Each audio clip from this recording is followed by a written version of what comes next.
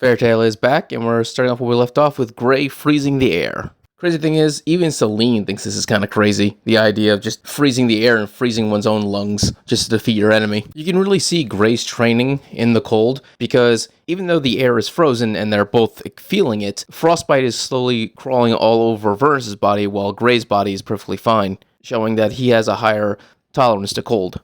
Or really was a hell of a teacher. Of course, Vernus isn't concerned because he's an alchemist, and he just declares he can just change the ice into something else, and so he just plans on just undoing what Gray just did. So Vernus activates his alchemy, and nothing happens. And he's confused, Wendy, Charla, everyone's just confused on why he wasn't able to turn the ice into something else. It's because what Gray created was not ice, it was darkness. Normally, his Demon Slayer magic is a fusion of ice and darkness magic, but this time, it's just darkness magic that he just sculpts like ice. He's basically using Maker magic, but on darkness instead of on ice. And apparently, a Dragon Slayer isn't able to affect Demon Slayer magic, which I suppose that makes sense. They're different attributes. That actually does kind of make sense, because back in Tartarus, Natsu was having a lot more trouble killing the king of the demons than Gray was. In fact, that's why Gray had to do the final attack. It's the only time Natsu doesn't get the final attack on a big boss. Gray refers to this as glittering ice, and he just freezes Vernus completely over, trapping him in ice so he can't move, which then allows Gray to just,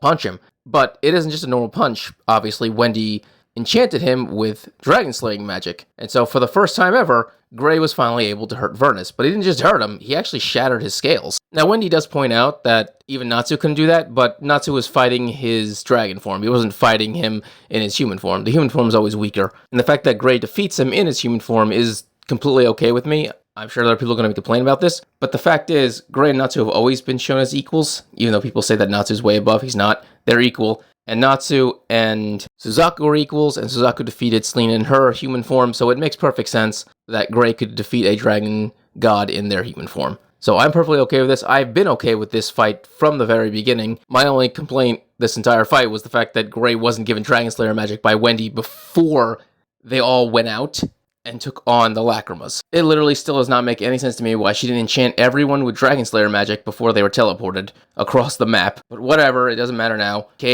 Gray got his Dragon Slayer magic, and he was finally able to defeat Vernus. After Vernus has been defeated, the Lacrima actually begins to leave his body. Selena then immediately just shatters it. It's unclear if Vernus just died or not, or if his body's fading, because there's smoke coming off him, but that could just be the Lacrima's magical energy just dispersing to the air, because we've seen that happen before. The first thing Charlotte does is hit Gray, saying she thought he was going to sacrifice himself again. Okay, now, I would think it's probably okay to hit him if he actually was going to do that sacrifice shit again, but since he actually wasn't, kind of uncalled for that she hits him, just saying. Selene then offers to teleport them to the rest of their friends so they can get this mission over with.